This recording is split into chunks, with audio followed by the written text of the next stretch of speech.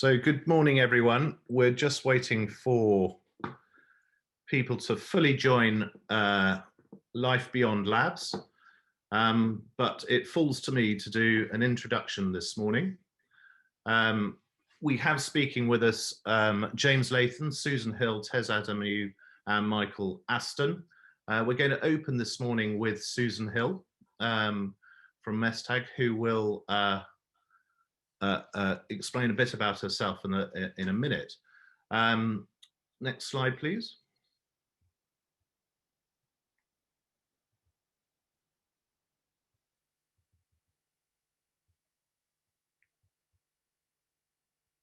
So it falls to me. I'm Poole-Wilson from Will+Partners. It's my duty to ask the questions today and take this forward.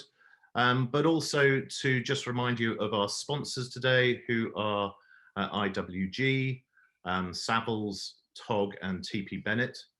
And then just to run into some of our upcoming events. 7th of October, we have the one-to-one Developing a Diverse Team. 13th of October, this will be really fun, YL Joint Cornet BCO charity event. That will be great. The Christmas party, sign up now, it's on the 25th of November. So sort of back to usual, getting physical. And then predictions and resolutions, which is always very popular on the 12th of Jan. Thank you. So now over to the full team. And I'd like to introduce Susan Hill from Mestag. Susan. Good morning, everybody. Thank you, Will, for the invitation. I'm delighted to be here. It's a really important topic that we're discussing this morning. So I'm glad to be part of this panel and happy to share my experiences as a biotech CEO. So just a bit about me and a bit about my company, just to give a little bit of context. So I've been in the life sciences and biotech industry now for about 25 years, worked across UK, US and Europe. I spent a little bit of time at the beginning of my career doing consulting, corporate finance and investing. And then I spent quite some time with Merck Serono in Geneva in their corporate offices. I served for Alexion, which is now part of AstraZeneca, of course, but was at the time based in Connecticut in the US for a number of years in the rare disease field. And then over the last 7 years or so, I've been working with venture-backed biotech companies across Europe, UK, and also US. So the most notable of those have been, I was the Chief Business Officer of Freeline back in the early days. This is a company which is now listed on Nasdaq that's focusing on gene therapy, haemophilia, UK based. And I've been Chief Business Officer of Gyroscope Therapeutics based in Stevenage in the biocatalyst there, and also now in London. And then more recently, as of beginning of 2020, I've been the CEO of Mestag, which is a startup that started from zero back in January 2020, and we're now about 25 to 30 people based just outside of Cambridge. So it's a real pleasure to be here. In all of those organizations, we've always had the challenges about right sizing for space, having the right space available, the right facilities at the right time in the company's journey. So it's a really important topic because it definitely can facilitate or limit the trajectory of these companies. So you know, I'm delighted to be participating today. Susan, thank you. So I'm just going to open with our first question, which is around that. Could you enlighten us on what your experience with a search for a property in Cambridge, which I think you did quite recently, was like, perhaps with a view to whether you felt there was a shortage of stock, what it was like searching for lab space, what that lab space has meant to you, and what does the science want, and what do your scientists look for in the future? Yeah, that will keep me going for at least half an hour. It's a great set of questions. Well, thank you. So just to provide a little context, so Mestag moved into its labs and offices, which are in Chesterford Research Park, just outside of Cambridge, back in January this year. So we were looking for labs and offices sort of in the kind of summertime of last year. We knew that we wanted to be based in the Cambridge area. And so we did a kind of survey of what was available to us at that point in time. And we considered, all the available options that surround the city. Some are more central than others, and went to visit them all. Thank you, sorry. Make an assessment of our needs versus the available stock. So what we found was a couple of things really. So sort of a bit of a dichotomy in that there are some very new facilities that were just coming online, but they go very quickly. There were some very old lab spaces that really needed quite a bit of updating and work.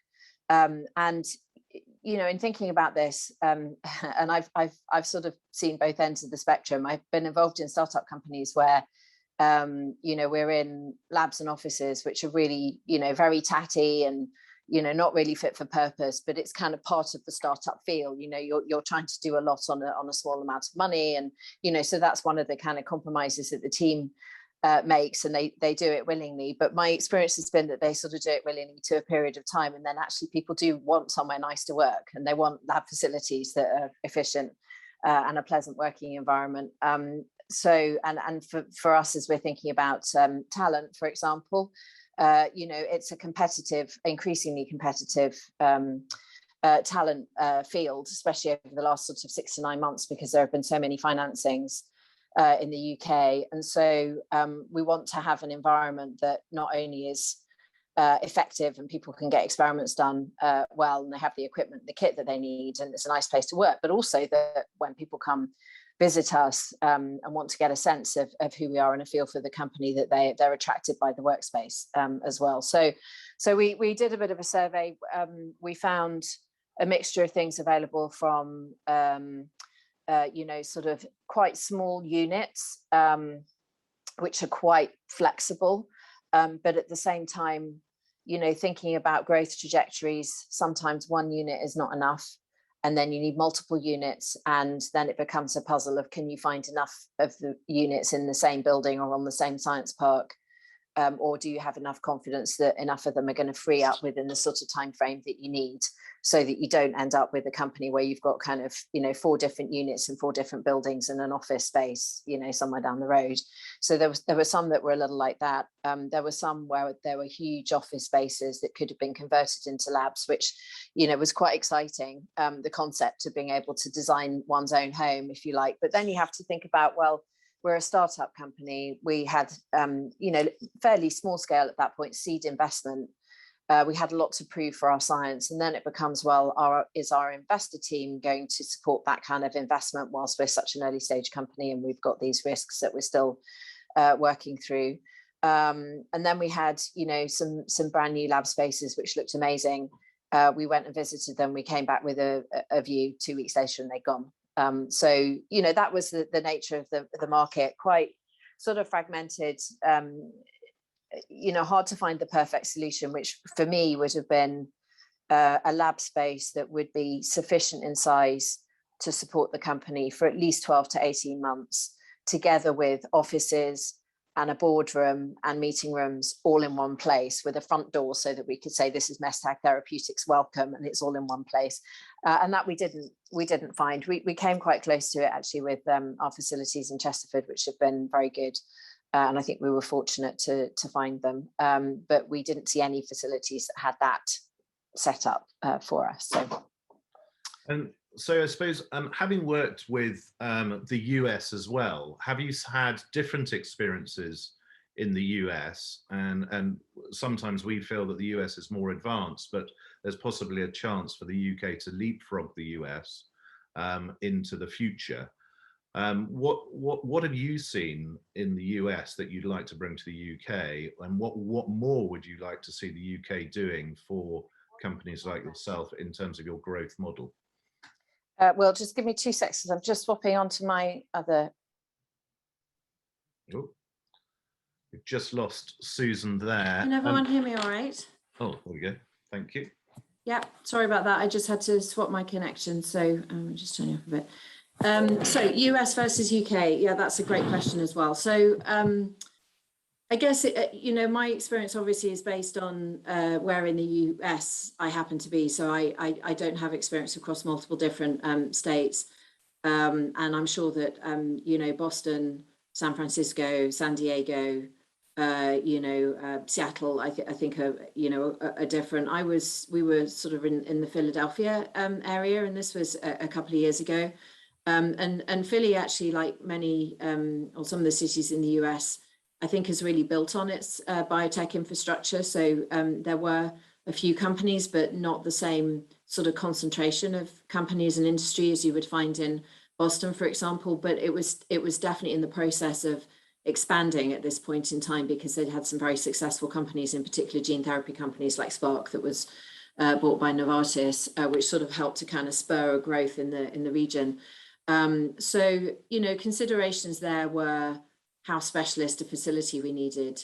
And again, I think, the limitations of space were sort of still there, but the speed, I think, with which they were able to address them, felt fast. So, they were building central laboratory facilities right in the middle of Philly, right next to all the hospitals and the university facilities. And these were like high-rise buildings as well. So, in the UK, the science facilities tend to be sort of mostly on, science parks and sort of low-rise. But here you've got like laboratories that are on the, 20th floor on a high-rise in the middle of Philly. So it felt like the speed of change was maybe quite rapid there. Our experience, because we had a sort of lower tech lab need at that point in time, it was very easy to find facilities, and we invested in a small facility, which we then kind of remodeled into the way that we needed. And it was, less expensive, but that was slightly a little bit to do with the technology that we had. But I think, I guess in the US, biotech in general can operate with speed. You can hire people quickly.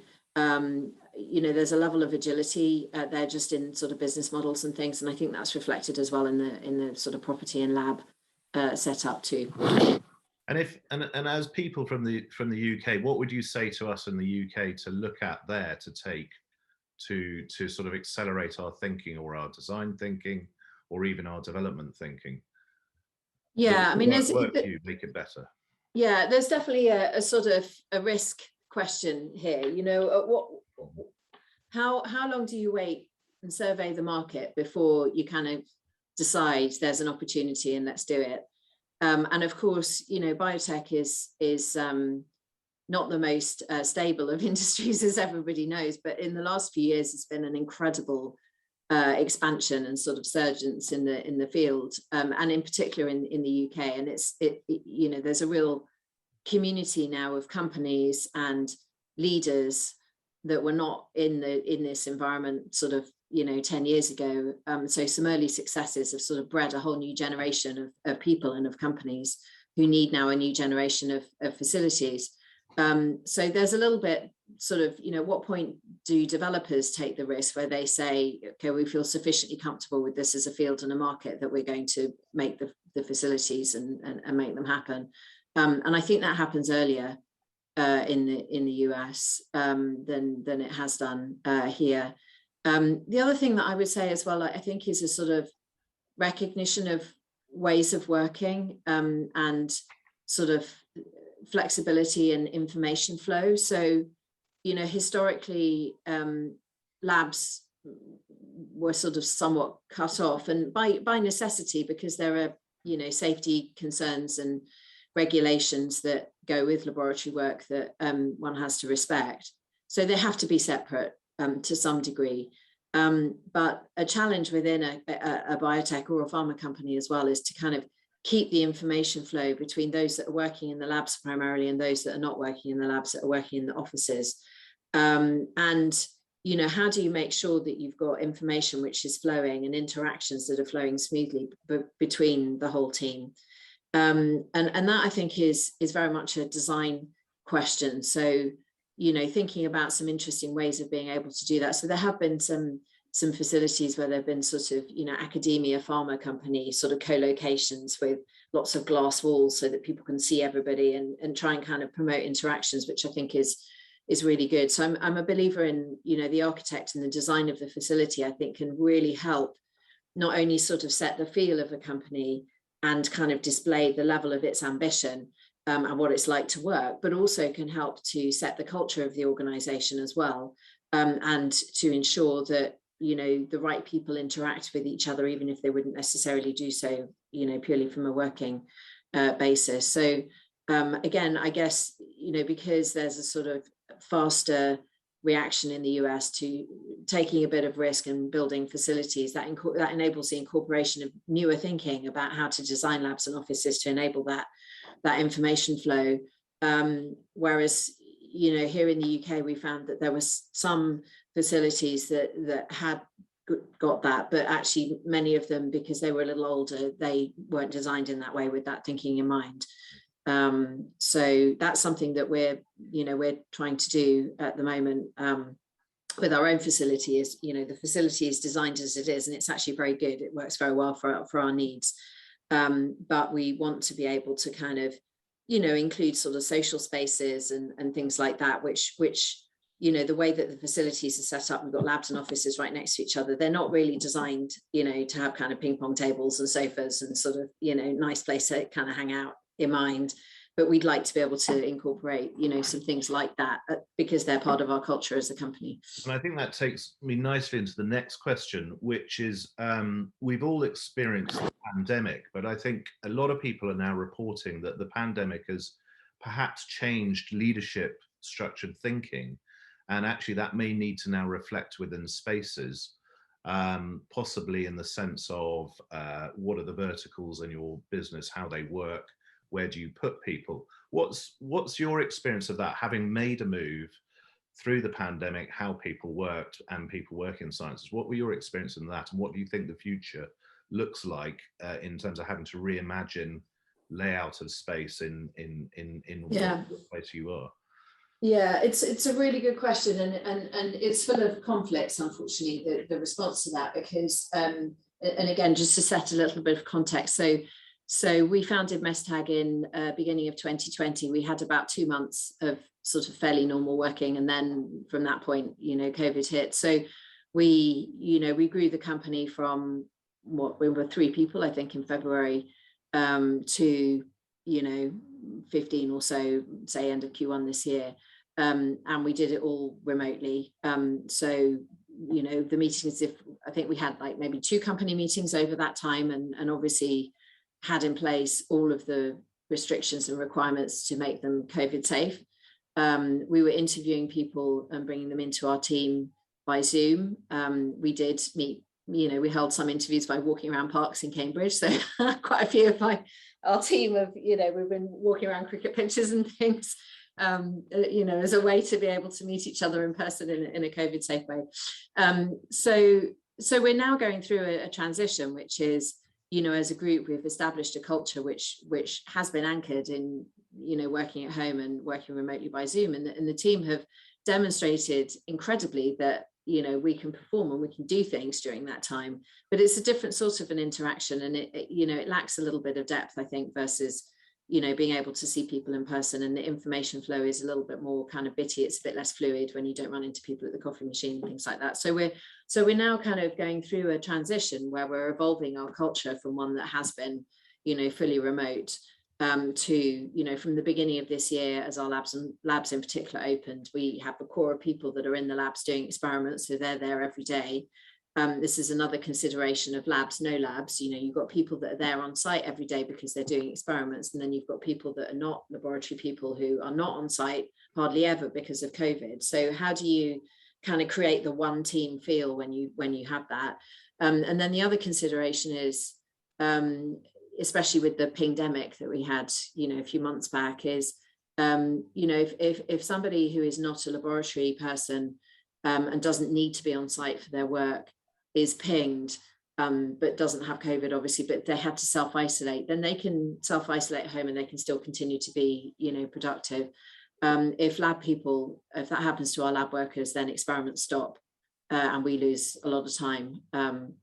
And so then, you know, you get into thinking about, well, how do we make sure that our labs are run in a safe way, so that, you know, if one person in the lab is affected, our whole lab team, you know, doesn't get affected. And then you end up having to start thinking about rotas and cells of people, and sort of, you know, trying to keep people separate. So all of this kind of pulls against the one company fluid information flow kind of culture. So it's been really interesting trying to get the balance right. And safety, of course, has had to be our primary concern, but we're working really hard now with the team to create the new culture, and to try and, you know, retain COVID safety. So we have retained many of our measures, in particular in the laboratory, but we're doing, you know, things outside, like, you know, company barbecues and things like that, so that we can really kind of get everybody used to being with one another again, but in a COVID safe fashion. In that sense, today you're, I think, in Oxford, you're based in Cambridge, presumably you come up to London on occasion. Yeah. How important do you think it is for the attraction and retention of your talent to be based near the universities anymore? And do you think there can be change, or do you think it'll still stay university based? There's a lot of thinking around what is that connection to the universities and how does that work? What's your feeling of the future for that type of thinking?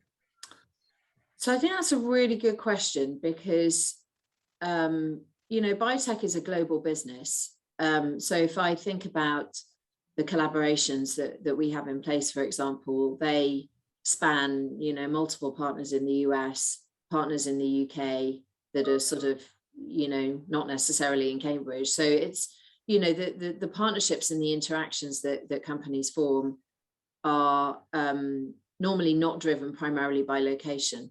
Having said that, though, you know, in founding a company, if you have a key founder, especially if you're sort of working in an area where actually access to patients is really important, or access to clinical samples or tissue samples or biobanks or that kind of thing, and, you know, that's something which is sort of part of the foundation of the company, then there is a logic that says actually it makes sense to sort of put your company close to your founder, close to those facilities, because they're hugely valuable in being able to drive forwards new therapeutics. So it's definitely part of the fabric of the company.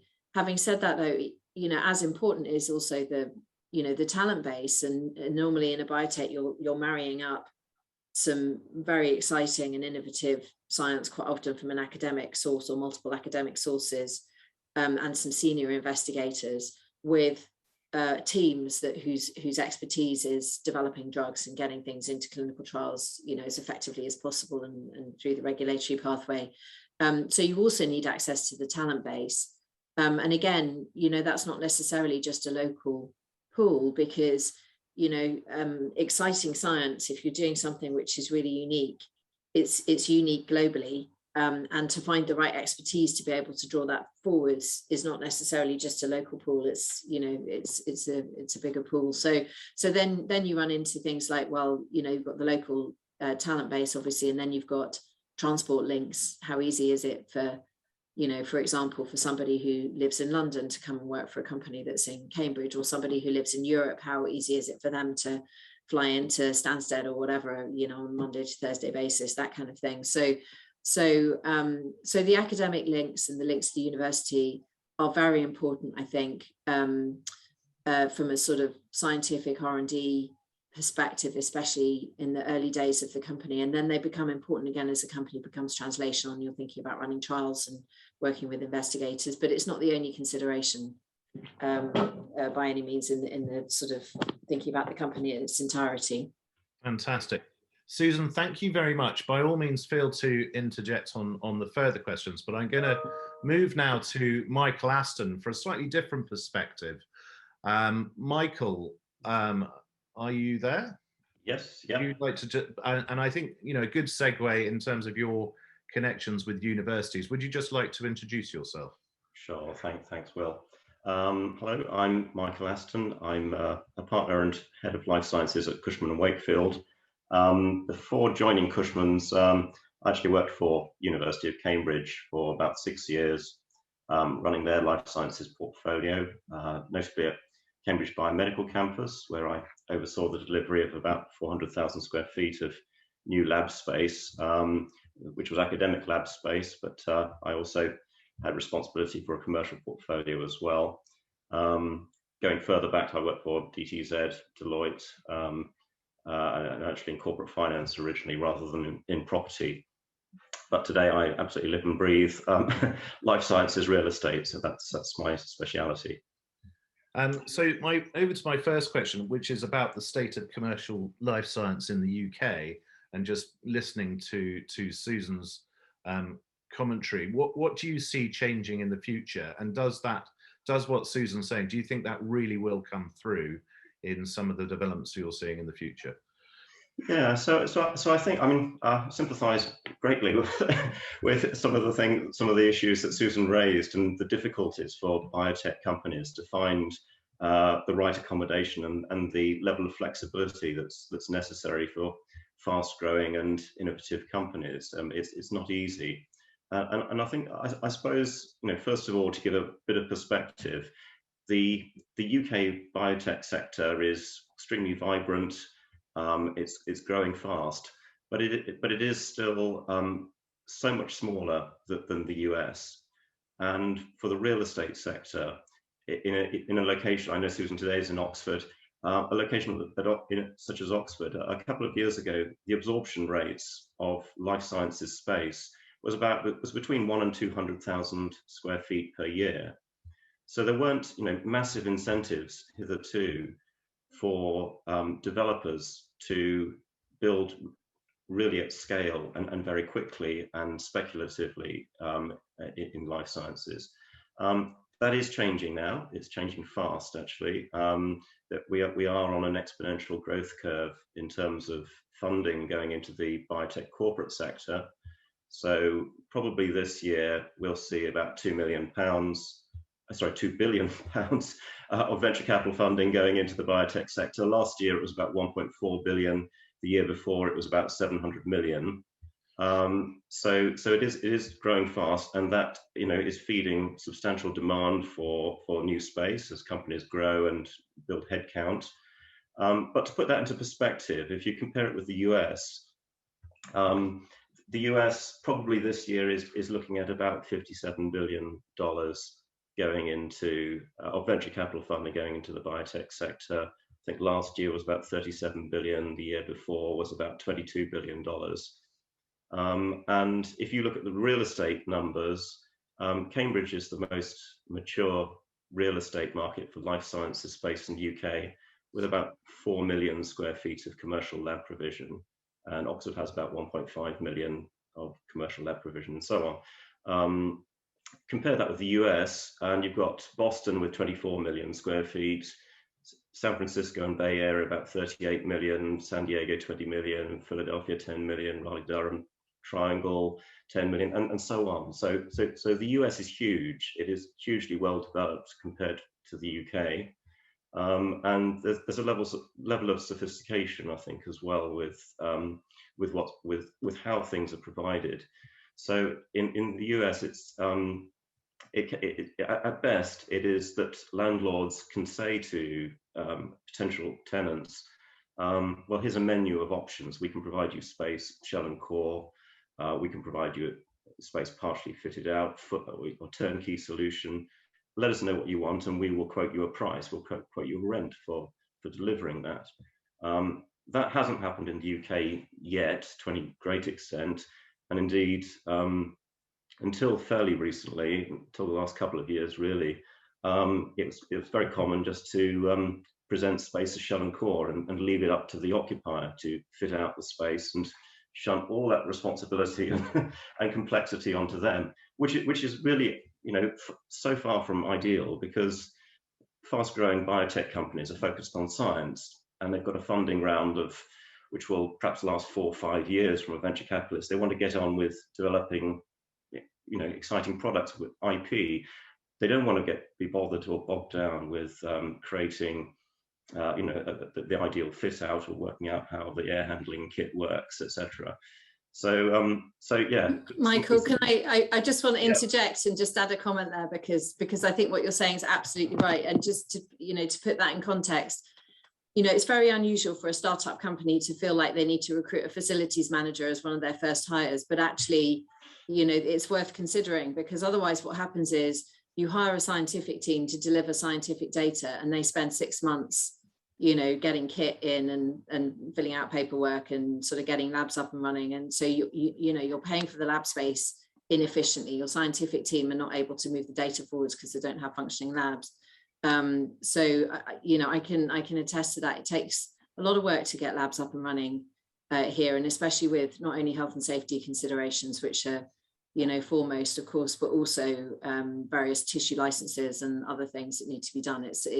It's a significant amount of work, and it tends to be overlooked, I think, in a lot of planning. So I completely agree with your comments there. Yeah. Michael, yes. Okay.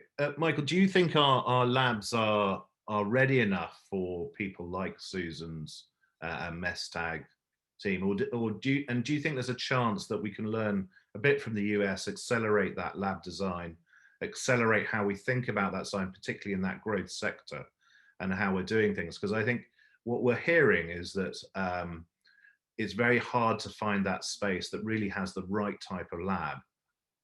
And in particular in the UK, there may be a space with labs, but it's just not right. And that then goes to Susan's point. It then takes time to set up the lab. It's not quite right. It makes it harder to get the right certification, and certainly very difficult to do the health and safety measures. So are we thinking about that enough in terms of buildings? What's your view on that? Yeah, so I mean, I think we will get there. It's going to take a bit of time. I think a lot of it is really just, we need to develop a lot more space. There needs to be a far greater stock of lab space. There is great benefit from a landlord and tenant point of view in a landlord having a portfolio of life sciences space, and then they can provide almost an outsourced property solution to biotech companies. And as they grow, they can continue to cater for their needs. They can move them around the portfolio. They can, you can go to your landlord and say, look, I'm probably next year, I'm going to get another dollop of venture capital funding or something, or the nature of our scientific activities are changing. I need this kind of facility. What can you provide for me? And as the sector develops and even matures, I think landlords will have a lot more stock at their disposal and be able to offer a lot more to tenants.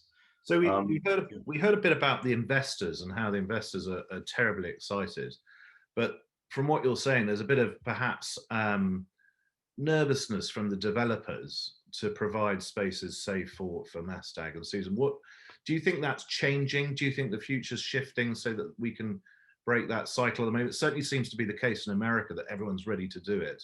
I mean, there's two questions in there. What's making the developers nervous, and what do you think needs to be done to get that shifting? Yeah, I mean, I think the perspective, the appetite has certainly changed already, and you can see that in the investment yields that hitherto investment yields for office space were sharper in Oxford, Cambridge, London than they were for lab space, and that reflected the risks associated with delivering lab space. So some of the risks, I mean, obviously, it's a more bespoke, less standardized product. It's more expensive. You can cram less lab space on a piece of land than you can office space.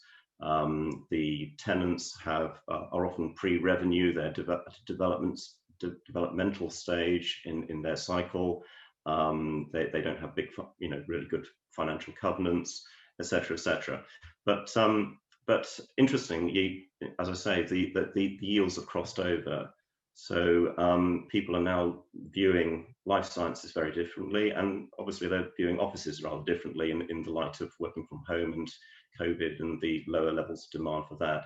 So lab spaces and the life sciences sector is seen as more resilient relative to economic cycles, And obviously, in the light of COVID and working from home, you can't, as Susan eloquently expressed it, you can't work from home if you're working in if you do lab work. You've got to turn up for work, and so that space is absolutely essential. But you can do away with a certain amount of your office space. So there's those sorts of changes. I think as well, of course, that the growth in funding going into the corporate sector has caught out the property sector. The property sector is behind the curve there, and there's a severe imbalance of supply and demand of lab space. And you see quite extreme expressions of that. For example, in London, where there's virtually no lab space available, and people are having to appropriate grotty office space and spend a fortune converting it to lab space. And it's and the space is very much a compromise from the point of view of the occupier. It's not it doesn't perform in the way that they'd really wanted to perform. In the future, I mean, you see quite a lot of science parks around the UK. Quite a quick question, but which science parks do you think are the ones to watch? Where do you see things sort of really shifting and changing? Yeah, no, it's a really good question. I think Cambridge is relatively mature at the moment, or at least it's difficult to see where the big step changes are in supply of lab space. I think it'll be much more incremental. You can see space coming forward at Cambridge Biomedical Campus, going out sort of 10 years. You can see the Genome Campus and their expansion coming forward. But actually, if you look at Oxford, by contrast, I think things are really moving there. There are quite a few big chunks of development coming forward. Oxford Science Park have a big expansion plan. You've got the Oxpen site, North Oxford, Begbrook, Harwell have great plans as well. So a lot more space coming out there. So I think the provision of lab space will probably equalise between Cambridge and Oxford over the next 10 years. London is very exciting and very interesting. At the moment, there's only about sort of 200,000 square feet of commercial lab space, and that's mostly university-backed innovation centres, plus where biotech companies have appropriated office space and converted it. But there's some really big schemes coming forward. There's a huge pipeline. So, I mean, Whitechapel Road, 1 million square feet. Canary Wharf Group are planning a big life sciences and healthcare quarter. There are numerous sites around King's Cross. You've got Imperial West and commercial space there, etc., etc. So London is very interesting, and that's a burgeoning area. James Latham, also on the panel, and I obviously are working closely at GSK's campus in Stevenage. So we're working to try and find a developer to deliver and curate a 1 million square foot plus life sciences campus there, and that's a really exciting location, and particularly for cell and gene therapy technology. So I think there's a lot in the pipeline. I think the landscape will look very, very different in 5 to 10 years' time to how it does now. Brilliant. And just before I move on to James, and I will go there, do you think the government's doing enough to support us? I mean, they're very excited about this sector, and they are certainly investing. But what do you think they could? Do you think they need to do more? Do you think what are you excited about their excitement? Yeah, I think well, broadly, I think it's and comparative to some other European countries, I think actually there is a benign environment here for the biopharma and life sciences industry. Could the government do more? Yes, absolutely, of course they could. But but I think we've done quite well. I think over the years in terms of securing government funding for innovation infrastructure to support spin-outs and startups and so on. And the composition of the UK biotech corporate sector is actually heavily skewed towards small companies. I mean, 80% of the 6,000 plus companies in the UK are actually SMEs. And that's so I'm to use a slightly trite analogy. I guess you could say we've planted a lot of saplings and we're waiting for them to grow up into oak trees. And I think that's the crucial transition. The US has done it quite well. They've managed to retain and nurture companies beyond a certain stage and to become mid caps and large cap companies. In the UK, that's the real challenge for us. Will we remain an incubator of new companies, or will we see a burgeoning mature sector as well? And that's, I think, where the real support. Michael, thank you very much. I'm going to move over, and by all means, do add to the questions as they come through. I'm going to move to James now. James, would you just like to introduce yourself? And then I think the first question for you will be segueing right from Michael onto that question about incubator spaces and what you're seeing in terms of that development in the UK. Yeah, of course. Thank you, Will. And good morning, everybody. James Latham from the Stevenage Bioscience Catalyst. So for those of you that aren't familiar with the site, as Michael said, it's on GSK's R&D campus in Stevenage. The Stevenage Bioscience Catalyst was formed by GSK and the Wellcome Trust to provide incubator and accelerator space for companies predominantly developing cell and gene therapies. But we also provide accommodation for those developing therapeutics more generally in support of that wider ecosystem. And I think just as a really interesting point about government support, actually the SBC initiative was really sort of first considered, I think, in 2008, 2009, opening officially in 2012, and did so with substantial government backing. And indeed, we've got the catapult on site, which the government invested huge amounts of money into and forms a phenomenal part of our ecosystem. They're providing that sort of early stage support in the manufacturing process. So yeah, as a site more generally, we're really pleased to have this space which supports early stage and startup companies and takes them through those very earliest stages to their clinical trials. And our ambition, as Michael has set out, is to provide a campus whereby we can support the whole ecosystem right through to unicorn status. So yeah, more companies like Mestag and others on the call. Do you want to follow up with me afterwards? Please do. So do you think, I mean, it's sort of really tough question for you, but hearing about America and what America's up to, and yes, we are trying to put the learnings into the UK, but do you think, some people sometimes say, do you think the science parks are underachieving? Do you think you could just be a bit more ambitious? And how do you, I get it, how do you attract those developers to get that to really happen? And what's holding you back? It's a really interesting one, and I'm not one that thinks perception equals reality, but I met with a number of US developers when I was out in Boston and San Francisco just before the pandemic hit.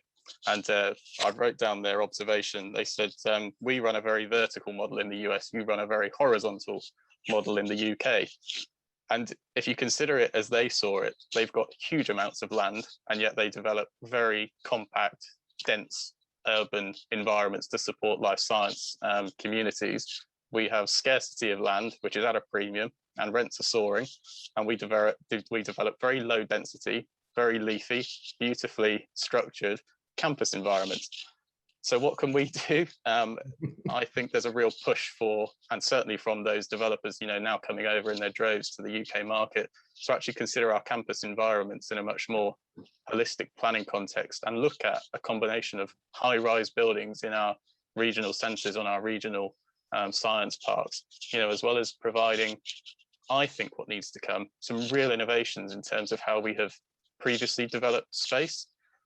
Now, it might be a bit of a controversial comment from me, but I think, manufacturing particularly is something which we're picking up on. Our companies that are developing those early therapeutics really want to foster their R&D teams and those manufacturing spaces together on the same campus. But, manufacturing spaces take up huge amounts of land.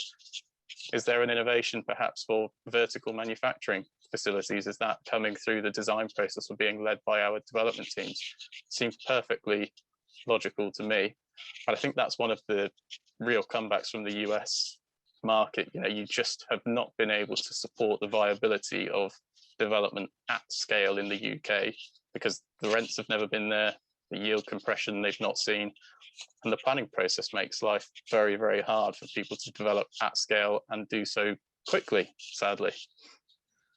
Well, there's more to come on the planning, but just before we go there, do you think that some of the hybrid experiences, that leadership, just meeting up on what you've just said, so some of the transitions about how people are working, are a place that could actually really inject a bit more design enthusiasm into these spaces and really look at how they can change?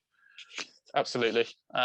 Really interesting listening to Susan. I think I could sort of pick your brains for the rest of the day, but I think the model which we've tried to deliver in the incubator building, whereby you really have this community of companies that share collaborative spaces. They've got, class 2 labs, class 2 wet labs, with supporting office spaces and the various atrium spaces that they need just to have those sort of serendipitous moments, where you might bump into another company and share an idea, has to come through in the next design phases of these bigger speculative schemes, which Michael is alluding to.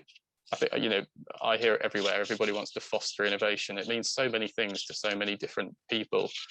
And actually, I think, a lot of companies are quite IP sensitive as well. So how do you create the environments which also have those interactions, but, protect or give those companies the privacy that they need to, perhaps do things in a more sheltered environment? Sadly, it's not a one model fits all. And that's something that I think as a market, we're going to have to really develop and tailor to the clusters that we create. It's not just a case of we're going to go and put up 100,000 square foot of wet labs. A wet lab means so many different things to so many different companies in so many different sectors, sorry, I should say.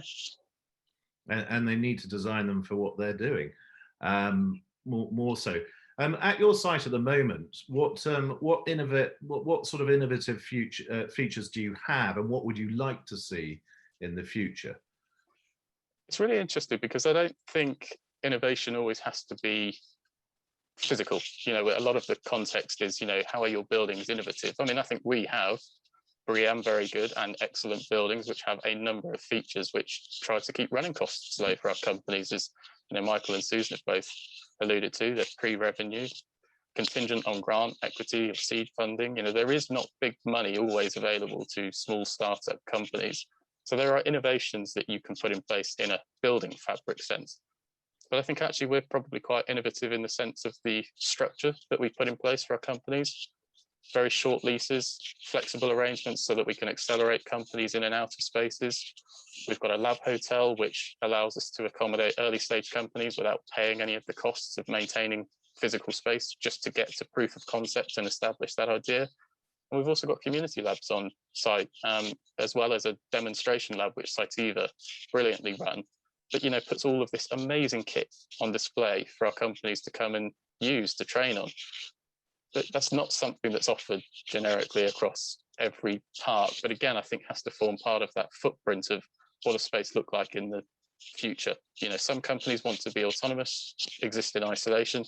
Others don't have the money to go off and buy £250,000 worth of kit, but can use it in conjunction with others.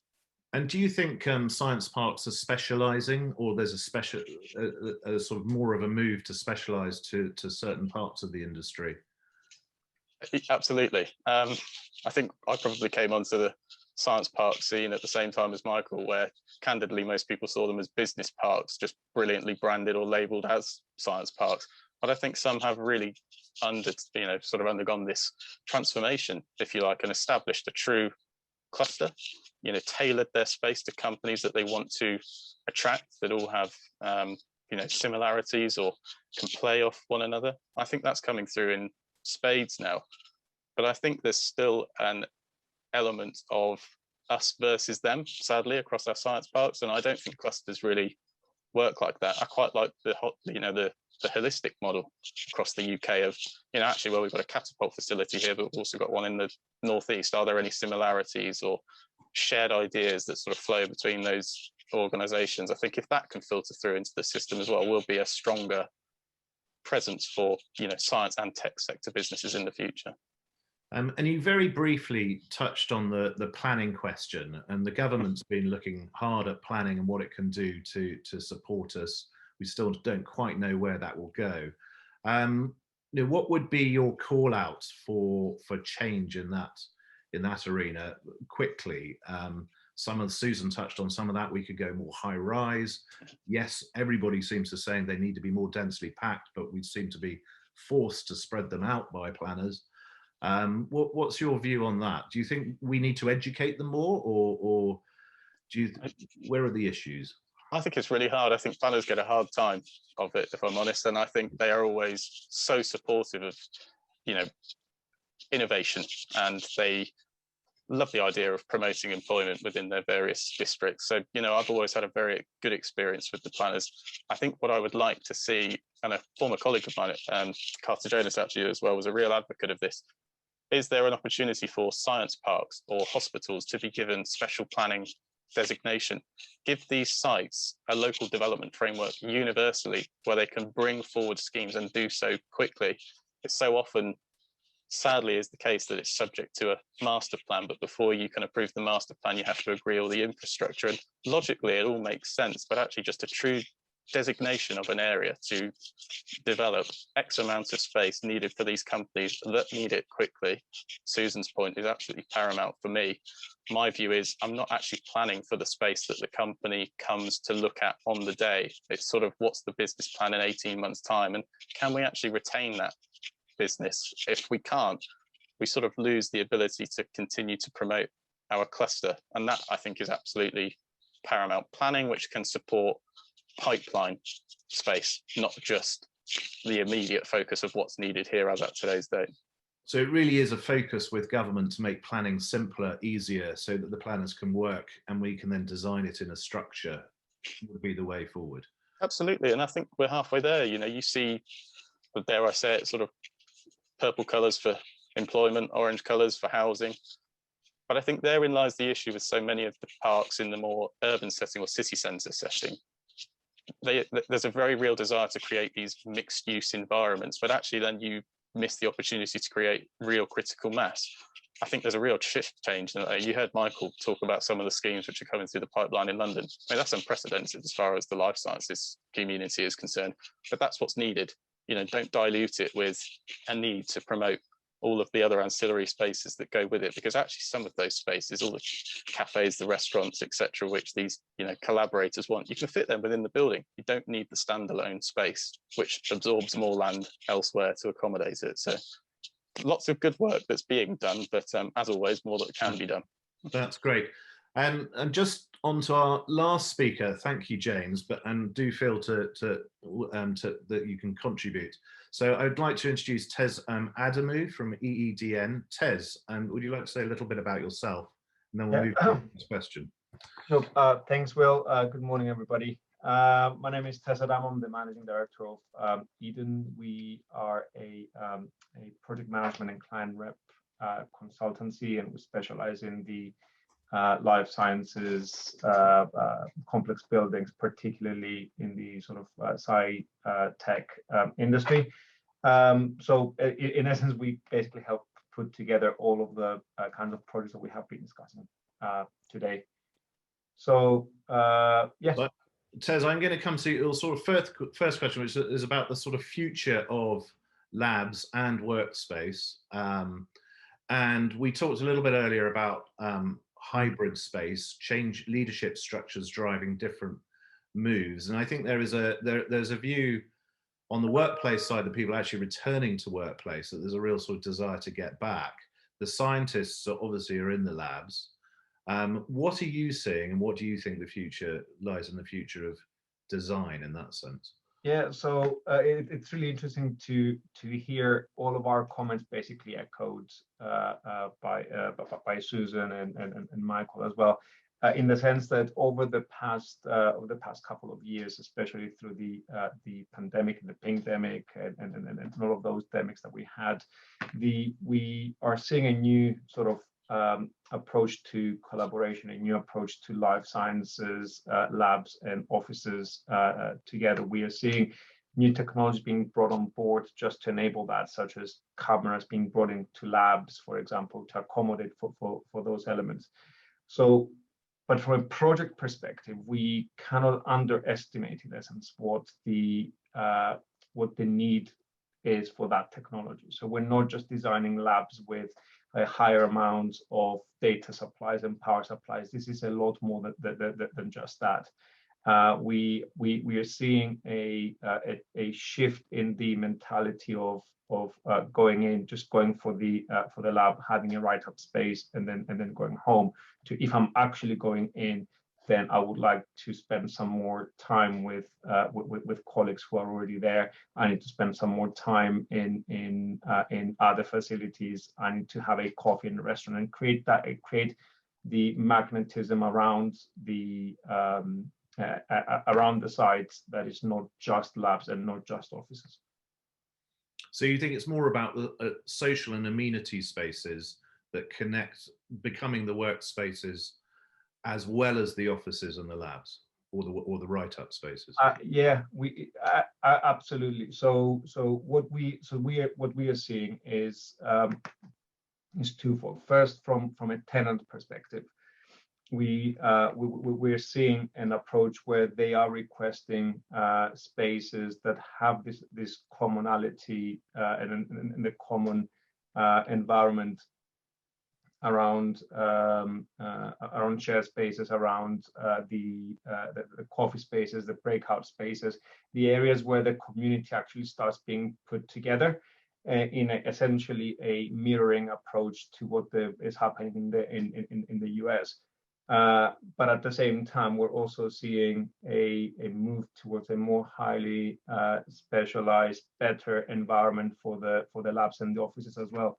So not just what has been missing a bit from the industry so far is an understanding and a common approach to what the standard is for labs and offices. What the past few years with the prospective developers in the life sciences have taught us is that there is a need for that brand new standard, the sort of BCO plus, if you excuse our pun, where it's not just sort of Cat A, Cat B, and it's just a bit more than that. It's more specialized and put together. So just going back on that, there's a lot of talk about standardization, writing up a guide. You're right, there are big bodies like the BCO writing up guides at the moment. That's very important, and I think Cornet is trying to do the same. But do you think there is, in terms of the innovation and the changes and the looking at America, do you think there's, whilst writing guides is great, do you think actually it's accelerating so fast that really the quality will come because people will pay for it? And do you think it could stifle the innovation, which at one level is the accusation pointed at the UK and the whole, is that we're just being too slow to actually get the development in to produce the spaces for the massive companies that we have to grow? In a sense, yes. Well, so the trying to accelerate too fast will inevitably lead to a few issues there, where the surrounding infrastructure, and James talked about the planning requirements.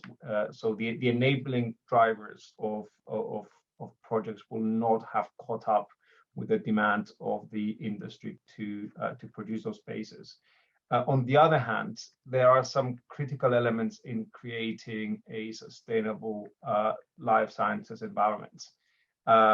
So when we were talking about the verticality of your spaces, where you have the 60 and 80,000 people in one area, in essence, what that creates is a critical mass approach.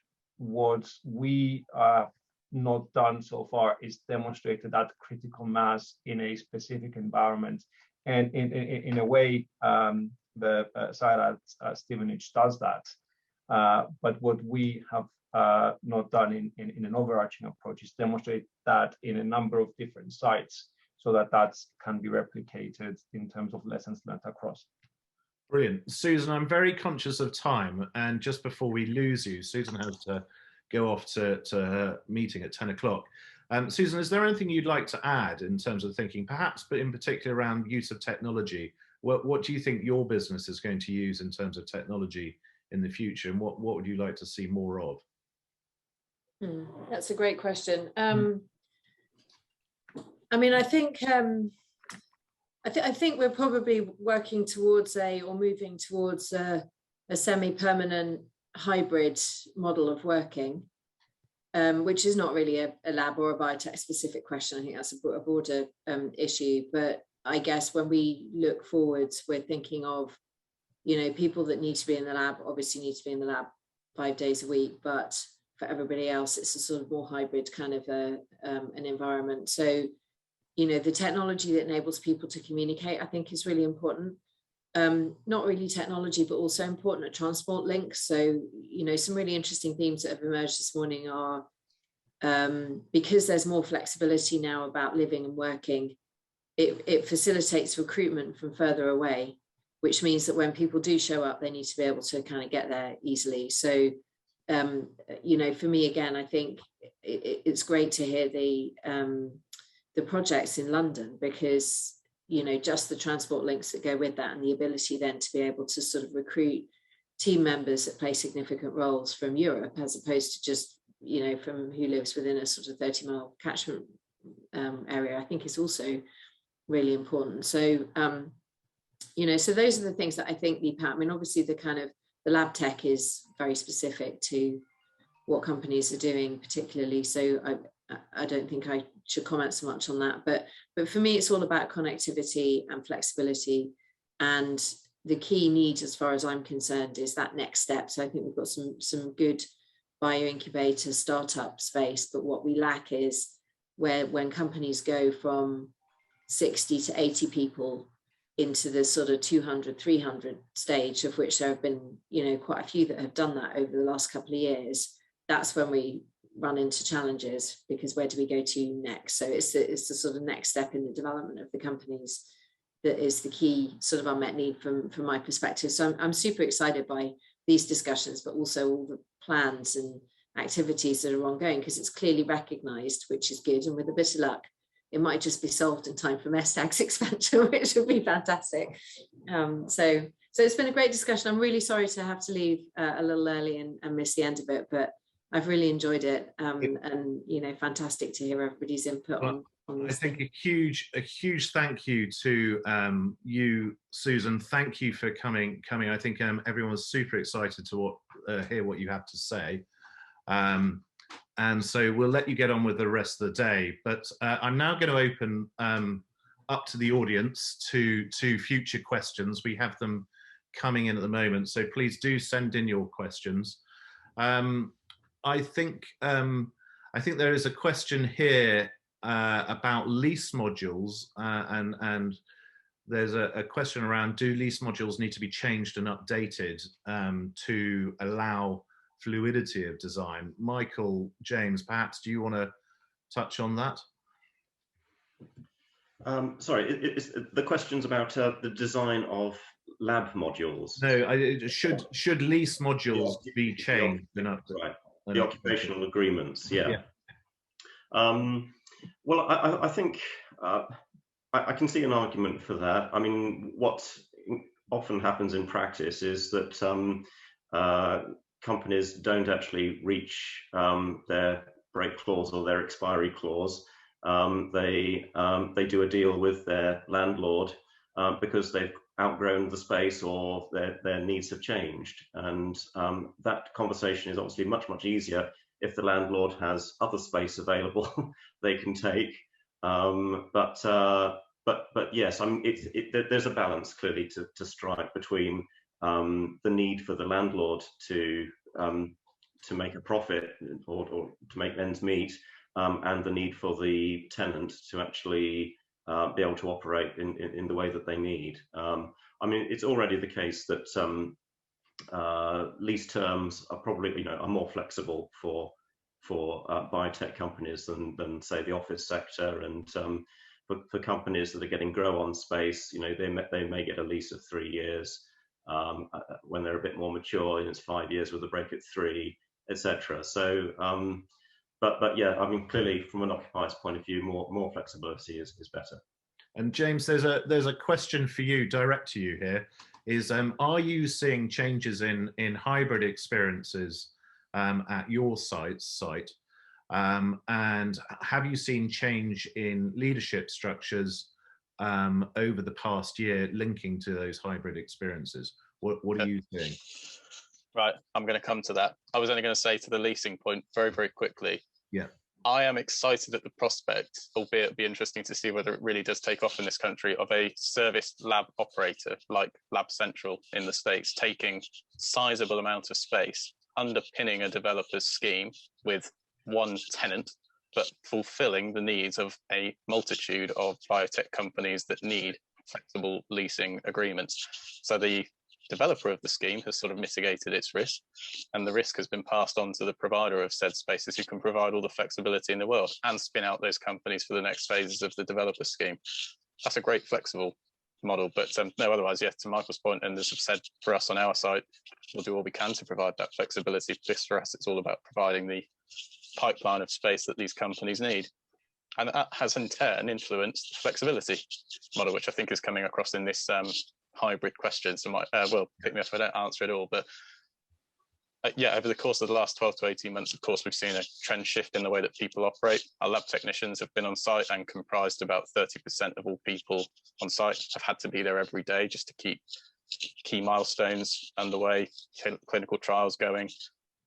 There's an office shift, there's an office trend shift, sorry, I should say, and then inevitably that was always going to be the case. I think Susan's point was a really interesting one. What we get from our occupiers is they've been so used to working at home, they want the work to replicate the environment that they have at home.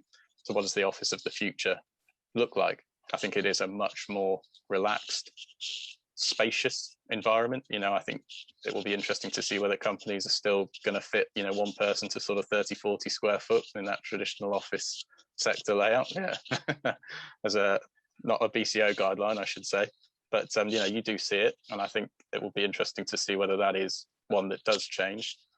Our leadership structures, the companies on site have also implemented leadership changes, structures to the way that people work. There's a hybrid model. People are working flexi time. I think it's sort of now is the time to just really jump on what is a series of trend shifts. You know, build on that momentum. Work to your workforce and their needs, because then you'll get the right talent pool. And that's the main issue that all of our companies say: skill shortage and the talent pool. Where does it come from? You give people what they want in an environment which can foster the right collaboration, and you'll get them there. Tez, you wanted to add to that question, I think. I did. I think there's an extra element of that in terms of leasing, of the leasing structures, which is, what is the landlord actually providing, for example? So if we are providing a scanner in the basement of the building, for example, is that scanner being charged to everybody throughout the building as a leasing model, or are we moving more into a pay-as-you-go kind of model, in the same way that offices and shared workspaces in central London have been sharing meeting rooms on a pay-as-you-go basis? So we need to go back to essentially what Susan was saying earlier. The most important thing for these companies remains the product, and getting that product out of the company in as quickly as possible. And therefore, there's not much point in spending the money in renting a space that you don't actually need, if that space is, for example, an ancillary space, a scanner, or a few parking spaces that you're not going to end up using. So it's more of a basic core approach plus anything else that you can slot into it on a pay-as-you-go basis. So I've got a range of other questions here which do relate to that. One is do we think there would be more co-working spaces? Another is, but how do people share the labs they never want to? And you know, how are you going to do that? So these are the types of questions coming in, but also around hybrid experience. How do we actually manage that? I think perhaps part of the answer in that is you know, the scientists have been there 5 days a week, and they do need write-up spaces. I mean, Susan's very clear about that. I think labs, they need their own labs. But perhaps just putting the question back to you, Tez, is what do you see therefore are the new innovations with hybrid working, or is it simply we're just going to learn from the office and use hybrid working for office space, and then actually it'll be back to, I mean, maybe it's in that question of why is life sciences different? Well, it's a brilliant question, and I hope I had a crystal ball, Will. But the trouble here is that there was an original approach to hybrid working before the pandemic hit, and then the pandemic hit, and things just a lot of proportions in terms of trying to approach how we work together. Over the next 12 to 18 months, we're expecting things to settle, and the market essentially starting to tell us what they need from us. The trouble is that construction projects take a lot more than that to construct, and therefore, as project managers, as client representatives, as developers, we need to start making those assumptions now. What we know is definitely going to be required is definitely an increase in terms of the data supply, the power supply to the laboratories, making sure that they're flexible enough to be changed in terms of configuration. We are seeing imaging equipment and data-enabled services being put in different locations. But on top of that, it's all about making sure that the lab remains the focal point, because that is what generates the income and what produces the product. The write-up spaces where people live, but also other stuff like logistics, like distribution, warehousing are also taken into account. Brilliant. Tez, I'm just conscious of time. There's a question for Michael and James here. You're literally going to have 30 seconds each on this, I think. And then I just need to wrap up. But just to what Tez is saying, there's an idea that accelerators, incubators, growth businesses can be money-losing operations, and therefore that's a nervousness in the developers in developing these spaces, but also around operational compliance of those lab spaces, combined lab spaces. Michael, I'm going to come to you first, very quickly. What do you think the future holds for that type of thinking? What would you say to a developer? Yeah, that area is developing fast. I think you're right. Innovation and accelerator spaces don't tend to stack up economically on a standalone basis, but they do work extremely well as part of a portfolio. So you can see it, for example, Arlington are developing the refinery building in Hammersmith, ground floor, first floor, innovation space, grow on space further up the building, scale up space up the top, and they've also got a portfolio of other assets around for people to grow up. So it's about nurturing the pipeline of future demand for your estate, basically. Brilliant. And James, to you? Yeah, I mean, funding gave life to SBC. Incubators and accelerators 12 years ago, as it was, were not viable. I think what is very interesting now, having sat on a couple of calls more recently with the likes of Cushman, Bidwell's, etc., rental growth projections in the likes of Oxford, Cambridge and London are phenomenal. I came into the Oxford market where the headline rent was £25 a square foot, £70 a square foot in the next 5 years. Suddenly, incubator accelerator spaces look like a good and viable prospect, even for fully fitted labs. Brilliant. Thank you, everyone. There is one final question here. I'm just going to mention it rather than ask the question, but it's an amusing one. In light of the petrol crisis, do you think everyone will be moving to electric cars at science parks? I think I'm going to leave the question just for everyone to mull over at lunchtime. But can I just say huge thank you to Susan Hill, Tez Adamou, James Latham and Michael Aston. Thank you for all your insights today. And that just leaves me to wrap up, and just a quick reminder that I think it's 11th of November, we have the Cornet wrap-up event evening, which will be around hybrid experiences. So looking forward to seeing people there. And thank you to everyone today. And I hope everyone enjoyed hearing the show. See you later.